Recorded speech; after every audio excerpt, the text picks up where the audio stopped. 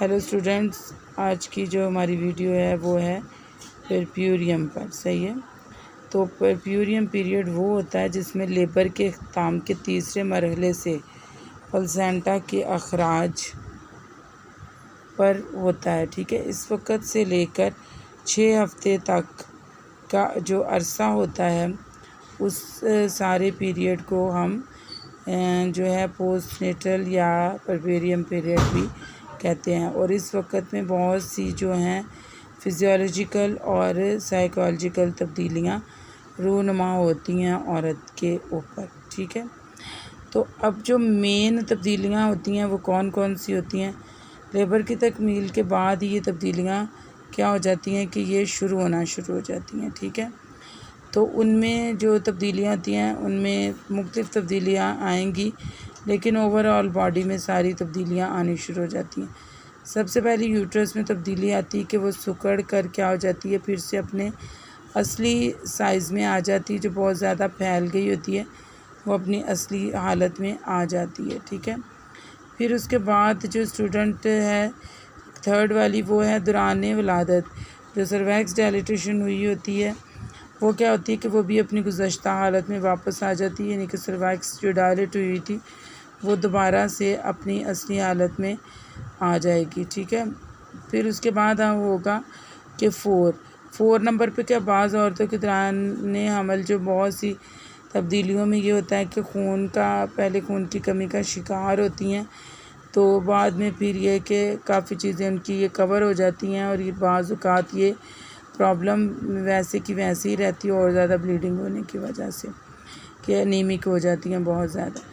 अच्छा, फिर उसके बाद ये आ जाती है कि इस दौरान में रहम यानी कि नफ्स लोकिया का भी इखराज होता है। ठीक है।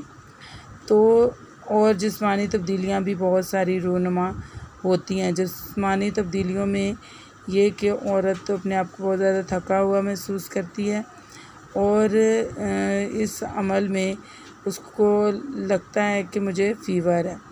तो इस दौरानिया में उसकी सारी वीकनेस को कम करने के लिए तो फिर डाइट की ज़्यादा ज़रूरत होती है। ये जिस्मानी तब्दीलियों की वजह से ही हम एडवाइस करते हैं कि इस टाइम में जो है बैलेंस डाइट लेना औरत को बहुत ज़्यादा ज़रूरी है। नफ्सियाती तब्दीलियाँ भी बहुत सारी औरत के ऊपर रूनुमा होती हैं और उसमें बहुत सारी औरतें पोस्टमार्टम साइकोसिस में भी चली जाती हैं। तो वो जो है वो 2 टाइप के होते हैं, ब्लू साइकोसिस और पिंक साइकोसिस।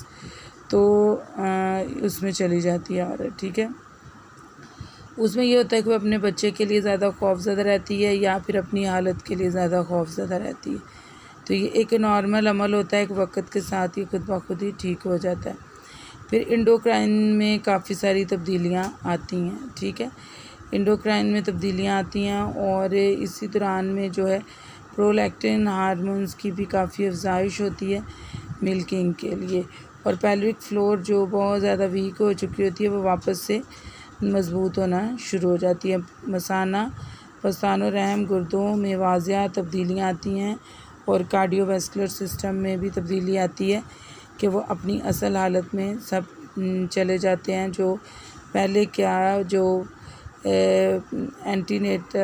पोस्ट एंटीनेटल से पहले का जो दौर था औरत उसमें वापस उसके सारे अज़ा चले जाते हैं। वज़न में वाज़िया तब्दीली वाक़या होती है और हार्मोन में भी काफ़ी तब्दीली होती है। जो हार्मोन जो हैं वो एक्टिव हुए होते हैं उन प्रेगनेंसी में जो प्लेसेंटा कर रहा होता है वो ख़त्म हो जाते हैं। फिर नॉर्मल जो ओवरी के हार्मोन्स हैं वो फिर एस्ट्रोजन और प्रोजेस्टेरॉन वही फिर दोबारा से एक्टिव हो जाते हैं।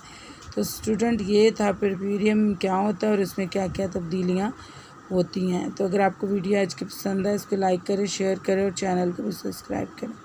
Thank you.